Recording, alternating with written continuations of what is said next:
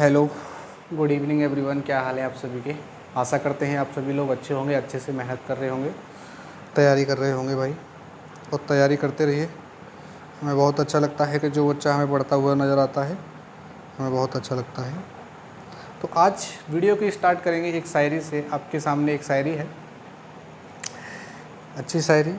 देखिए, खोल दे पंख मेरे कहता है परिंदा। परिंदा क्या कह रहा है कि खोल दे पंख मेरे कहता है परिंदा, अभी और उड़ान बाकी है, ज़मीन नहीं है मंजिल मेरी, अभी पूरा आसमान बाकी है। अभी पूरा आसमान बाकी है। तो आप एक परिंदे हैं, तो आपकी ज़मीन मंजिल नहीं है, आपके लिए पूरा आसमान पड़ा है। आप छोटे छोटे से परिंदे, इनके लिए क्या है, पूरा आसमान बाकी है।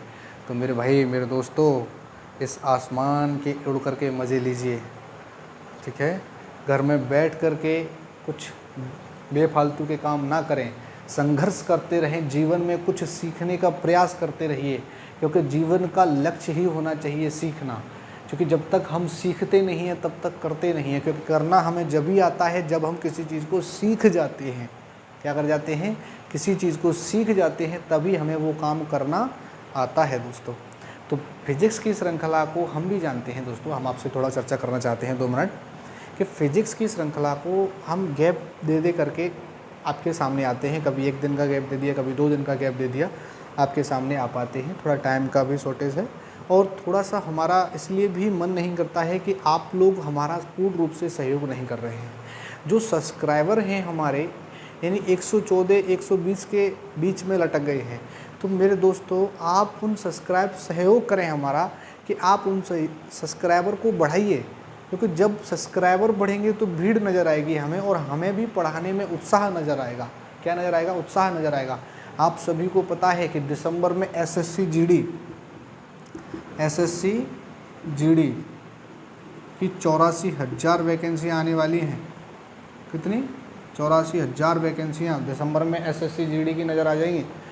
तो अब हम जो सोच रहे हैं कि अगर यहाँ हमारे पास सब्सक्राइबर बढ़ेंगे तो हम पूरा का पूरा बैच यहाँ पर स्टार्ट कर देंगे एसएससी जीडी का। अगर नहीं होगा तो जो बच्चा हमसे ऑफलाइन क्लास लेना चाहता है, क्योंकि इस पर तो हम पूरा फिजिक्स, जब हमने बोल दिया है कि पूरा फिजिक्स कंप्लीट कराएंगे तो कराएंगे। अगर आप ऑनलाइन माध्यम से नहीं हमारा सहयोग कर पा रहे हैं तो कोई दिक्कत वाली बात नहीं है। जो बच्चा हमसे ऑफलाइन क्लासेस लेना चाह रहा है तो हम ऑफलाइन भी पढ़ाते हैं। हम ऑफलाइन भी पढ़ाते हैं दोस्तों। हमारा ऑफलाइन कोचिंग है भूदेवी कॉलेज हसायन में। वहाँ पर हम निरंतर बच्चों को काफ़ी समय से तैयारी कराते आ रहे हैं। तो ऑफलाइन में हम अभी तीनों चीज़ें पढ़ा रहे हैं। जीएस भी पढ़ा रहे हैं, मैथ भी पढ़ा रहे हैं, और रीजनिंग भी पढ़ा रहे हैं दोस्तों। ये तीनों ही चीज़ें वहाँ पर कवर कराई जा रही हैं। कुछ समय बाद हम यूपी पुलिस की हिंदी स्टार्ट कर देंगे। क्या स्टार्ट कर देंगे, कुछ ही समय बाद, हो सकता है ज़्यादा ज़्यादा 15 या 20 दिनों के अंतराल के बाद में हम अपनी ऑफलाइन क्लासेस में हिंदी स्टार्ट कर देंगे। तो जितना समय हम ऑफलाइन क्लासेस में दे पाते हैं उतना समय हम अभी ऑनलाइन में नहीं दे पा रहे हैं, क्योंकि हमारे ऑनलाइन माध्यम से सहयोगी बहुत अभी कम है।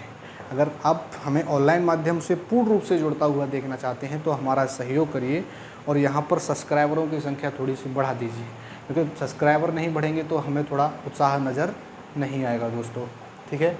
उससे बेटर हम यही कहेंगे, हमारे पास ऑफलाइन बैच लेकर के ऑफलाइन आइए हमारे पास। हम निरंतर आपको तैयारी करा रहे हैं, और सारी बातों को डिटेल में आकर के समझिए। जैसे ही हम आपको यहाँ पर उदाहरण के सहित समझाते हैं, ऐसे ही बातें आप वहाँ भी हमसे भैया समझ चाहिए। वहाँ पर हम और बारीकी से समझाते हैं, ठीक है। आपको यहाँ भी समझाते हैं, ऐसी कोई दिक्कत नहीं है, दोहराई वाली कोई बात नहीं है। हम दोनों ही जगह पर सेम कंडीशन पढ़ाते हैं, ठीक है दोस्तों। लेकिन हम पुनः आपसे यही कहेंगे कि मेरे दोस्तों, आप थोड़ा सा हमारा सहयोग करें, ठीक है।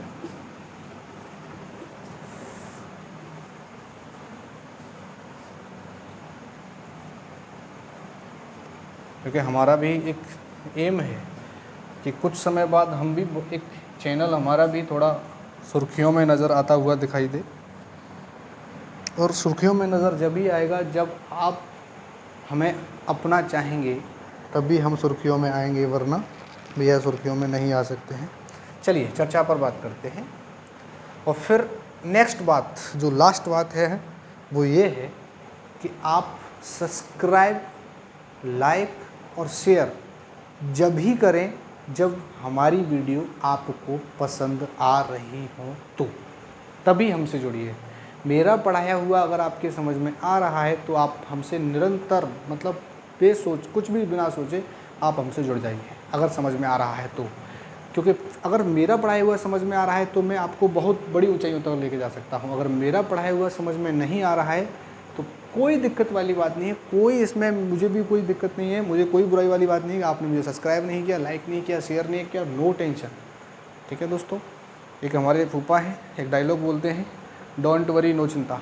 तो वही वाली बात है, मैं डोंट वरी हूँ और मुझे ही नो चिंता है। चलिए, उत्प्लावन बल, कौन सा? उत्प्लावन बल। देखिए उत्प्लावन बल क्या होता है। उत्प्लावन नाम से ही पता चल रहा है। उत्प्लावन मतलब कुछ ऐसा बल जहाँ उछाल, उत्प्लावन यानी उछाल का महसूस कराता है। जैसे पढ़िए थोड़ा सा, जैसे द्रवों एवं गैसों द्वारा लगाया गया बल उछाल, उत्प्लावन बल, उछाल बल, उछाल या उत्प्लावन बल कहलाता है। उछाल या उत्प्लावन बल कहलाता है। यानी कि आप एक बात बारीकी से समझने का प्रयास करें। देखिए ये कहाँ कहाँ लगता है। एक तो द्रव में, कहाँ लगता है? द्रव में, और दूसरा गैस में। कौन में? गैस में। उत्प्लावन बल यानी कि किसने दिया था? आर्किमिडीज का सिद्धांत है ये। किसका सिद्धांत है दोस्तों? आर्किमिडीज का सिद्धांत है। अब इसमें गुण क्या हैं? यानी कि इसके गुण ये हैं कि ये द्रव और गैस में ही काम करता है। जैसे मान के चलिए हमारे पास एक बाल्टी है और उस बाल्टी में पानी भरा हुआ है। क्या भरा हुआ है? उस बाल्टी में हमने पानी भर दिया है।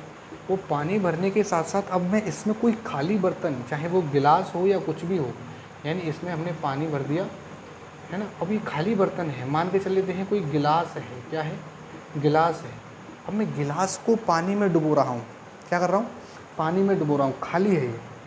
अब खाली गिलास को जैसे ही मैं पानी में डुबोऊंगा तो जो पानी है अंदर से वो उतना ही बल मुझे महसूस कराएगा, ऊपर ढकेला हुआ बल महसूस कराएगा। कभी भी कल्पना कर लीजिए, एक्सपेरिमेंट कर लीजिए कि कभी भी आप जब भी किसी गिलास को पानी के अंदर डालेंगे तो वो खाली गिलास एक समय बाद, जैसे ही आप ऊपर वाले फोर्स यानी हाथ के फोर्स, मैंने इसको डाला और हाथ से फोर्स दिया, तो हाथ के फोर्स को जैसे ही हम हटा देंगे तो इस पर जो बल काम कर रहा है उसको ऊपर, यानी ऊपर उछाल फेंक देगा, उछाल महसूस कराएगा, यानी कि उसको खाली गिलास को ऊपर फेंक देगा।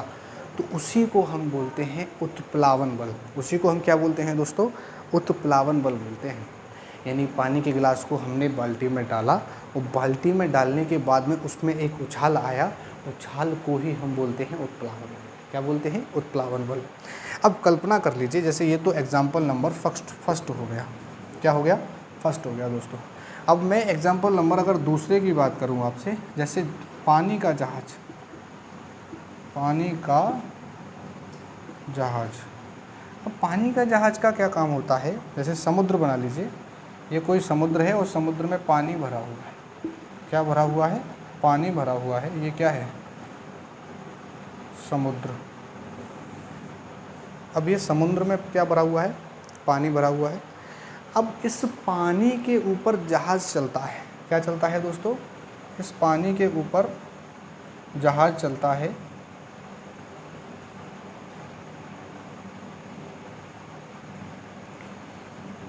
ठीक है भाई, प्रयास कर रहे हैं पूरा बनाने का हम।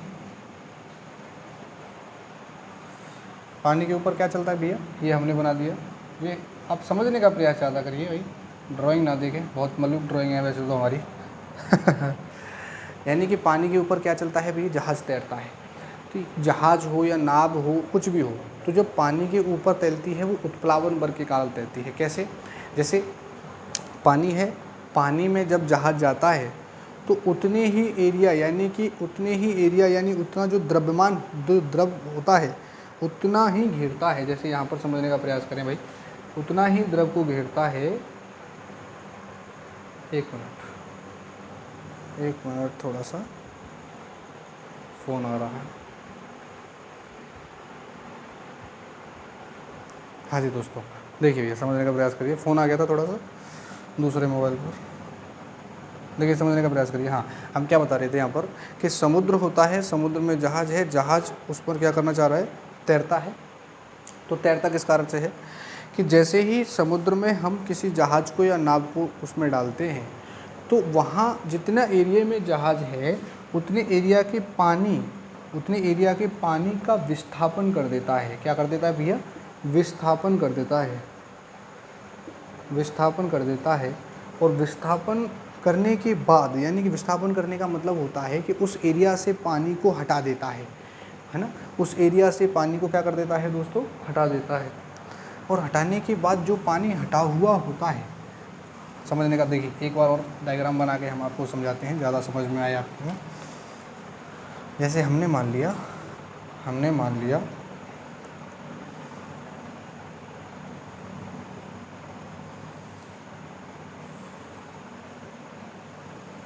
ये कोई नाव की सरफेस है, मान लेते हैं ये कोई नाव का निचला हिस्सा है। क्या है, निचला हिस्सा है,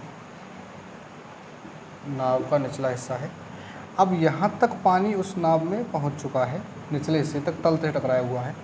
तो जितने तल से टकराया हुआ है तो दोनों साइड में, यानी कि एक साइड नाव है तो इधर भी पानी टकराया हुआ होगा और इधर भी पानी टकराया हुआ। तो पानी टकराने के बाद में पानी एक उसी पोजीशन में जाने की कोशिश करेगा जिस पोजीशन में वो था। तो जब उसी पोजीशन में जाने की कोशिश करेगा तो वहाँ पर बल लगेगा, पानी क्या लगाएगा, बल लगाएगा। और जब बल लगाएगा तो उसी बल के कारण ही जहाज क्या करता है, पानी के ऊपर तैरता है। क्या करता है भैया, जहाज उसी पानी के, यानी उसी पानी में लगाए गए बल, उत्प्लावन बल के कारण ही क्या करता है दोस्तों, उसमें तैरता है। ठीक है, ऐसे ही बोलते हैं ना कि नदी में तैरने की बजाय समुद्र में तैरना ज़्यादा सरल होता है। समुद्र में तैरना क्या होता है, ज़्यादा सरल होता है। क्योंकि हम जब समुद्र में तैरते हैं तो उसमें पानी का विस्थापन क्या होता है, ज़्यादा होता है। पानी का विस्थापन क्या होता है, ज़्यादा होता है। तो पानी का विस्थापन जहाँ ज़्यादा होगा हम वहाँ पर बड़ी आसानी से तैर सकते हैं दोस्तों, क्योंकि पानी का बल ज़्यादा लगेगा। और जहाँ पानी का बल ज़्यादा लगता है वहाँ उत्प्लावन बल ज़्यादा होता है। और जहाँ उत्प्लावन बल ज़्यादा होगा हम पानी की सतह पर ज़्यादा तैरते रहेंगे, आसानी से हम उसमें तैरते रहेंगे दोस्तों। ठीक है, और अगर हम थोड़ी सी अगर इसमें चर्चा करें और थोड़ी बात बताएं आपको, होता क्या है, मेरी बात देखिए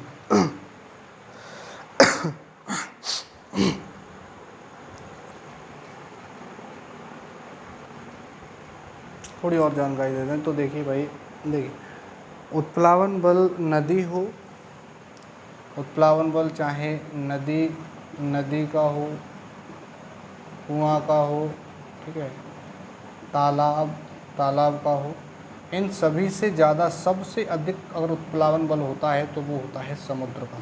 किसका होता है, समुद्र का। तो अगर क्वेश्चन कभी ये पूछ लिया जाता है तो इन 4 ऑप्शन दे दिए जाते हैं, नदी, कुआं, तालाब और समुद्र, कि किसका उत्प्लावन बल सबसे अधिक है। तो समुद्र का उत्प्लावन बल जो होता है वो सबसे अधिक होता है दोस्तों। किसका उत्प्लावन बल सबसे अधिक होता है, समुद्र का उत्प्लावन बल सबसे अधिक होता है। ठीक है, आगे हम चर्चा करने वाले हैं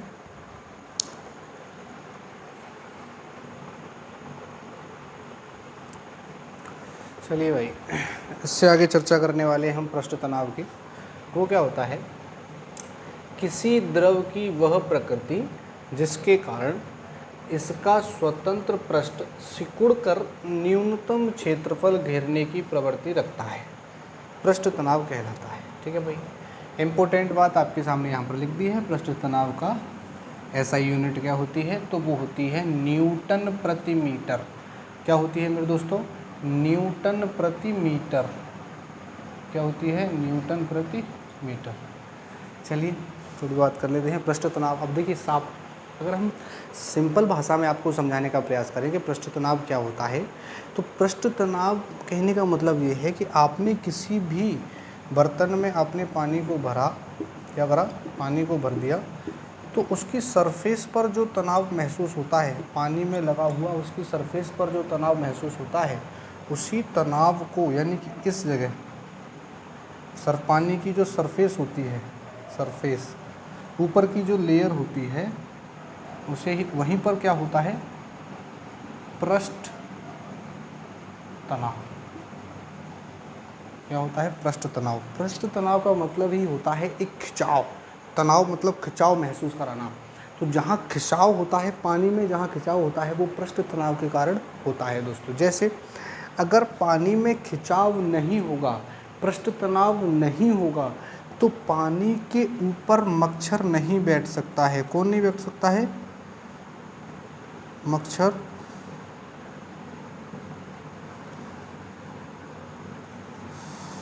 या मच्छर नहीं बैठ सकता है। मच्छर नहीं बैठ सकता है। जब पानी के ऊपर क्या नहीं होगा? पृष्ठ तनाव नहीं होगा, तो उस पर मच्छर नहीं बैठ सकता है। अब आपसे कभी कभी ये बोला जाता है, सिंपल भाषा में अगर हम आपसे बात करें, कभी कभी ये बात करी जाती है कि भैया अगर मैंने पानी में कोई मिट्टी का तेल डाल दिया, क्या डाल दिया? मिट्टी का तेल डाल दिया, तो वहाँ मच्छर बैठ सकता है या नहीं बैठ सकता? तो मिट्टी का तेल डालने के बाद पानी का जो पृष्ठ तनाव है वो कम हो जाता है। पानी का पृष्ठ तनाव क्या हो जाता है? कम हो जाता है। और कम पृष्ठ तनाव हो जाने के कारण उस पर मच्छर नहीं बैठते हैं। तो ज़्यादातर ग्रामीण क्षेत्र में आपने जहाँ देखा होगा जो लोग होते हैं, यानी कि जो एरिया होता है ग्रामीण क्षेत्र का, उसमें क्या होता है कि अगर कहीं पर नाली है और नाली में अगर वो लोग परेशान हैं मच्छर वगैरह से, तो प्रदूषित जितना भी एरिया है नाली वगैरह का, वहाँ पर वो मिट्टी का तेल डाल देते हैं। क्या डाल देते हैं? मिट्टी का तेल डाल देते हैं। मिट्टी का तेल का काम होता है कि उसकी सरफेस पर, क्योंकि तेल कहाँ रहता है? नीचे तो जाता नहीं है, सरफेस पर तैरता रहता है, पानी की सरफेस पर। तो जब सरफेस पर पानी के ऊपर क्या तैरता रहता है? ऑयल तैरता रहता है, तो उस पर क्या नहीं बैठता भैया? मच्छर नहीं बैठ सकता, क्योंकि उसका पृष्ठ तनाव कम हो जाता है। ठीक है, पहला बात कि पृष्ठ तनाव क्या होता है कि पानी की ऊपर की लेयर पर जो टेंशन होती है, तनाव होता है, उसी को हम पृष्ठ तनाव कहते हैं। और जब जहाँ खिंचाव होगा तो बल भी होता है। खिंचाव के कारण ही उस पर कौन बैठ पाता है? मच्छर उस तनाव पर बैठ पाता है। और जब तनाव ही कम हो जाएगा तो फिर भैया अब जैसे मान के चल लीजिए हमने किसी सामान को रस्सी से बांधा, किसी वस्तु को, और रस्सी के माध्यम से उसे खींचना चाह रहे हैं, तो वो वस्तु जब ही खींचेगी जब उस रस्सी पर तनाव लगेगा। क्या लगेगा? तनाव लगेगा। यानी तनाव की पोजीशन में जब मैं उस रस्सी पर बल दूंगा, यानी खींचूंगा, तभी वो वस्तु खींच सकती है। तो जहाँ रस्सी पर बल होगा ना, तो वो रस्सी यानी कि एक टेंशन महसूस करेगी, तनाव महसूस करेगी। तो तनाव की कंडीशन में उसमें बल आ जाता है। ऐसे ही पानी की सरफेस पर बल होता है और उसी बल पर वो मच्छर बैठ जाता है। और अगर ऑयल डाल देते हैं तो वहाँ पर तनाव कम हो जाता है, इसलिए वो नहीं बैठ सकता दोस्तों। ठीक है। दूसरा, अगर मैं आपसे बात करूँ कि पानी की यानी कि जो बूंदें होती हैं, पानी की बूंद, वर्षा की बूंद है ना, पानी की कोई भी बूंद हो, ऐसा कोई ज़रूरी नहीं है कि वर्षा की ही बूंद होती है। पानी की कोई भी बूंद हो, आपने पानी को उठाया, हाथ में लिया और ऐसे करके फेंक दिया, तो वो भी किस में बन जाता है? बूंदों में बन जाता है। किस में? अब ऐसा तो है नहीं कि पानी को आपने उठाया और वो सीधा गायब ही हो गया, ऐसा तो है नहीं है। लेकिन वो किस में बन जाता है? पृष्ठ तनाव के कारण वो छोटी छोटी बूंदों में कन्वर्ट हो जाता है। बारिश में, यानी कि जब वर्षा होती है तो वो भी जल जो होता है वो भी बूंदों में बन जाता है। किस में बन जाता है दोस्तों? बूंद। ठीक है, बूंदों में बन जाता है। और उन बूंदों को ही हम क्या बोलते हैं? पृष्ठ तनाव के कारण। अगर बोला जाए, एग्ज़ाम में पूछा जाता है कि भैया ये जो बारिश में जो बूंदें बन जाती हैं वो किस बल के कारण, किस तनाव के कारण बन जाती है? वो पृष्ठ तनाव के कारण बन जाती है। सेविंग ब्रश क्या होता है? सेविंग ब्रश जो आप दाढ़ी वाड़ी काम करने के लिए आता है, तो जब सेविंग ब्रश यानी नॉर्मल रूप से आपने देखा होगा तो सेविंग ब्रश के जो बाल होते हैं वो फैले हुए नज़र आते हैं। कैसे नज़र आते हैं? फैले हुए नज़र आते हैं। लेकिन जैसे ही आप उसे पानी में डुबोते हो, किस में डुबोते हो? पानी में डुबोते हो, डुबोने के बाद उसे निकालते हो, तो उस सेविंग ब्रश जो होता है, जो उसके जो बाल होते हैं वो एक सिकुड़न महसूस करते हैं। क्या महसूस करते हैं दोस्तों? एक सिकुड़न महसूस करते हैं। और जहाँ पर सिकुड़न द्रव के द्वारा, पानी के द्वारा आती है, वहाँ पृष्ठ तनाव काम करता है। क्या काम करता है? तो अगर पानी का ब्रश जो है सिकुड़न महसूस कर रहा है पानी में आने के बाद, तो वो पृष्ठ तनाव के कारण कर रहा है। किसके कारण भैया? पृष्ठ तनाव के कारण कर रहा है। और दूसरी बात अगर हम आपको और थोड़ी सी बता दें जैसे आपने पानी में क्या डाल दिया, यानी कि होता क्या है कि पृष्ठ तनाव कम करने का पहला कारण तो हमने आपको बता दिया कि मिट्टी का तेल डाल देंगे तो पृष्ठ तनाव कम हो जाएगा, ठीक है। दूसरी बात, अगर किसी वाटर में हम क्या डाल देंगे, नमक डाल देंगे, क्या डाल देंगे भैया, नमक डाल देंगे, तो भी उसका पृष्ठ तनाव क्या हो जाता है, कम हो जाता है। अगर हमारे यहाँ पर अभी साधन नहीं है, लेकिन हम आपको एक्सपेरिमेंट करके दिखाते हैं अभी कि अगर मैंने इस कोई बर्तन है और मैंने बर्तन में क्या डाल दिया है, मैंने बर्तन में क्या डाल दिया, नमक डाल दिया, और नमक डालने के बाद आपको पता है, अभी अभी हमने बताया कि नमक डालने के बाद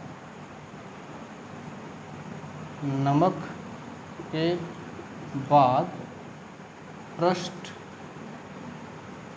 तनाव कम हो जाता है। नमक के बाद पृष्ठ तनाव क्या हो जाता है, मतलब नमक डालने के बाद पानी में पृष्ठ तनाव कम हो जाता है दोस्तों। अगर मैंने इस पानी में नमक डाल दिया, क्या डाल दिया, नमक भी डाल दिया, तो अब जाहिर सी बात है इसका पृष्ठ तनाव कम हो जाएगा, क्या हो जाएगा, पृष्ठ तनाव कम हो जाएगा। तो जब पृष्ठ तनाव कम हो जाएगा, क्या कम हो जाएगा भैया, पृष्ठ तनाव कम हो जाएगा, तो पहला हमने दो कारण आपको बता दिए, वर्ष के नमक डालने के बाद पृष्ठ तनाव कम हो जाता है, और दूसरी कंडीशन में भैया तेल यानी कि मिट्टी का तेल डालने पर भी क्या हो जाता है, पृष्ठ तनाव कम हो जाता है दोस्तों। जी दोस्तों, अब हमारा नेक्स्ट टॉपिक है केश तत्व यानी केश नलियाँ, है ना, केश तत्व यानी कि केश नलियाँ। देखिए ये क्या होती हैं, केशिका नली की त्रिज्या पर निर्भर करता है, केशिका नली की त्रिज्या पर निर्भर करता है। नली में कोई द्रव जितना चढ़ता या उतरता है वह ऊंचाई या गहराई केशिका नली की त्रिज्या के व्युत्क्रमानुपाती होती है। अब आपके दिमाग में ये जो डेफिनेशन हमने लिखी है थोड़ी सी गंभीर प्रभाव कर सकती है, आपके दिमाग पर गंभीर चोट पहुंचा सकती है, लेकिन हम इसको सिंपल भाषा में तोड़ने का आपके सामने प्रयास करेंगे। सिंपल भाषा में तोड़ने का प्रयास ये है, यानी कि केश तत्व यानी कि केश नलियाँ क्या होती हैं, केश नलियाँ होती हैं दोस्तों। केश नलियाँ क्या काम करती हैं कि पानी के ऊपर चढ़ने को का काम कराती है, यानी ऊपर चढ़ने के काम को कराते हैं, ऊपर या नीचे चढ़ाने के काम को करती हैं केश नलियाँ, उसको काम कराती हैं। जैसे भैया मैंने बोल दिया, मैंने कहा हम कोई कागज़ का टुकड़ा ले लेते हैं, जैसे ये हमने कोई कागज़ का टुकड़ा ले लिया, ये तो नहीं, एक सेकेंड, हम कोई अदर ले लेते हैं, जैसे हमने ये ले लिया, और इस कागज़ के टुकड़े पर मैंने मार्कर से कुछ लिख दिया, ऐसे करके पॉइंट बना दिया, और भी पॉइंट बना दिए, ये सारे पॉइंट मैं मार्कर से इस पेज पर क्या कर रहा हूँ, बना रहा हूँ। तो जब मैं इस मार्कर से इस पेपर पर क्या बना रहा हूँ, कुछ पॉइंट बना दिए, और पॉइंट बनने के बाद ये आपको नज़र आ रहा होगा कि अब ये पॉइंट छप चुके हैं, यानी कि स्याही कैसे काम से करती है, लिखा पेज पर हम किस कारण से लिख पाते हैं, क्योंकि जब हम पेज को फाड़ते हैं तो इसके अंदर आपको कुछ छोटी छोटी सी केश नलियाँ नज़र आएंगी। क्या नज़र आएंगी दोस्तों, केश नलियाँ। आप बारीकी से देखना, कभी उसको हल्के से पेज को निकाल करके, कोई दिक्कत नहीं है, देखना, तो यहाँ पर आपको केश नलियाँ नज़र आएंगी। वही केश नलियाँ जो होती हैं यानी कि स्याही के सोखने का काम करती हैं। किसका काम करती हैं, स्याही के सोखने का काम करती हैं, तो उसी के कारण हम पेज पर लिख पाते हैं। तो क्वेश्चन कभी कभी हमसे ये डायरेक्टली पूछ सकता है कि भैया ये बता दीजिए कि पेज पर हम राइटिंग किससे कर पाते हैं, तो केश नलियों के माध्यम से हम पेज पर राइटिंग कर पाते हैं, लिख पाते हैं। जैसे मैंने ये पॉइंट बनाया, अब ये पॉइंट इससे मिट नहीं सकता है, यानी कि केश नलियों ने जो स्याही है उसको सोख लिया है। क्या कर लिया है, सोख लिया है। ठीक है दोस्तों। अच्छा, दूसरी बात, पहली बात क्या एग्जाम्पल क्या आ गया, कागज़ का, कि कागज़ पर पेन चलाना। ठीक है। दूसरा एग्जाम्पल क्या होता है, एग्जाम्पल नंबर 2, दूसरा एग्जाम्पल है दीपक जलना। दीपक जलना या मोमबत्ती, मोमबत्ती। तो दीपक देखिए, ये मान के चलिए भैया, ये दीपक है, क्या है, ये दीपक है,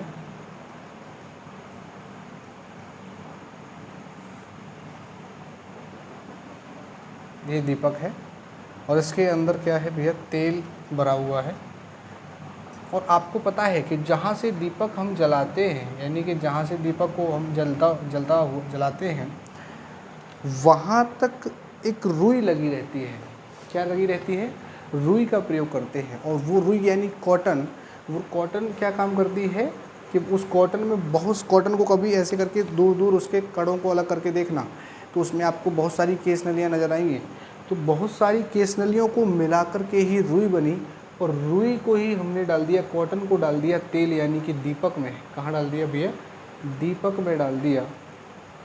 और दीपक में तेल है, और तेल केस नलियों के माध्यम से ही उस पॉइंट तक पहुंच जाता है जिस पॉइंट पर आग लगी रहती है, यानी कि जिस पॉइंट पर हमने जलाया जाता है, उस पॉइंट तक वो धीरे धीरे पहुंच जाता है। तो उसी के कारण ही दीपक जलता है।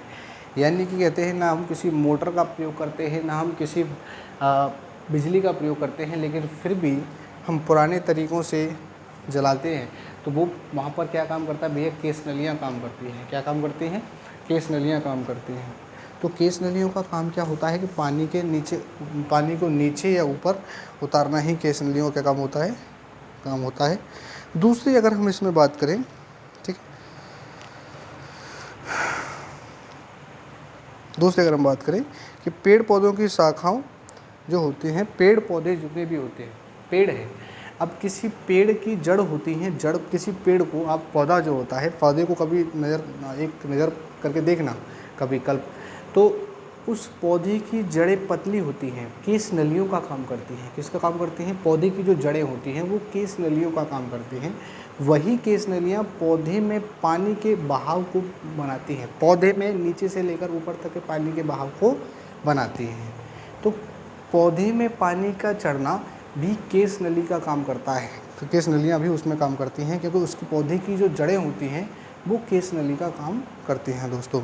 ठीक है, यहाँ से रिलेटेड अगर आपके दिमाग में कोई क्वेश्चन है दोस्तों, जो भी हमने आज पढ़ाया, तो वो आप मुझे कमेंट बॉक्स में डालें कि सर ये बात समझ में नहीं आई, तो हम उसका नेक्स्ट वीडियो में भैया सॉल्यूशन करा देंगे। ठीक है दोस्तों, और हम आपसे देखिए एक ही बात फिर दोबारा बोलेंगे कि हमसे ज़्यादा जितने लोग आप जुड़वाएंगे, हम उतनी ही मेहनत आपके सामने रखेंगे दोस्तों। ये हमारा वादा है आपसे। जब आप ही हमारा सहयोग नहीं करेंगे तो हम आपके लिए क्या कर सकते हैं बताइए? हम भी आपके लिए कुछ नहीं कर सकते हैं। लेकिन जो हमने टारगेट आपको दिया है कि पूरा फिजिक्स कंप्लीट कराएंगे, तो समझो वो कंप्लीट कराएंगे, चाहे यूट्यूब के माध्यम से एक ही बच्चा क्यों ना हमसे जुड़ा रहे, लेकिन जब बोल दिया कि फ़िज़िक्स कराएंगे तो समझो कराएंगे। अब हम आपसे ये बोल रहे हैं कि जब तक सब्सक्राइबर नहीं, जितने अधिक बढ़ जाएंगे, ज़्यादा से ज़्यादा, मतलब मिनिमम 500 से ऊपर नहीं हो जाएंगे, तब तक हम कोई बैच स्टार्ट नहीं करेंगे। तो भाई आप भी इतना सहयोग करेंगे, 500 से ऊपर सब्सक्राइबर ले जाइए, और सब्सक्राइबर ले जाने के बाद में हम यहाँ से ऑनलाइन पूरा बैच आपको स्टार्ट करा देंगे। उसमें जीएस, रीजनिंग, हिंदी, सारा कुछ उसमें मिलेगा। ठीक है दोस्तों, तो अगर नहीं है और बच्चा हमसे स्पेशली ऑफलाइन क्लास पढ़ना चाहता है, तो अभी फ़िलहाल में वो हमारे पास आ सकता है ऑफलाइन बैच। वो हमने आगे आपको वीडियो में बता दिया है, तो उसका मोस्ट वेलकम है। वो हमारे पास निरंतर तैयारी करने के लिए आ सकता है। अगर पढ़ने के उद्देश्य से आ रहा है तो ही आए, बिना पढ़ने के उद्देश्य से मेरे पास कोई भी बच्चा माँ बाप का पैसा खर्च करने मेरे पास बिल्कुल ना आए। सर के पास कोई पैसे की भूख नहीं है कि आप लोगों से पैसा कमाना चाहते हैं। आप बिल्कुल भी मत आना मेरे दोस्तों, अगर पढ़ने के मूड से बिल्कुल भी नहीं हो तो बिल्कुल भी मत आना मेरे पास। ठीक है, क्योंकि हम बुलाना जानते हैं, और जब नालायकियाँ कोई क्लास में दिखाता है तो उसको भगाना भी जानते हैं। क्लियर? ठीक है, गुड नाइट दोस्तों।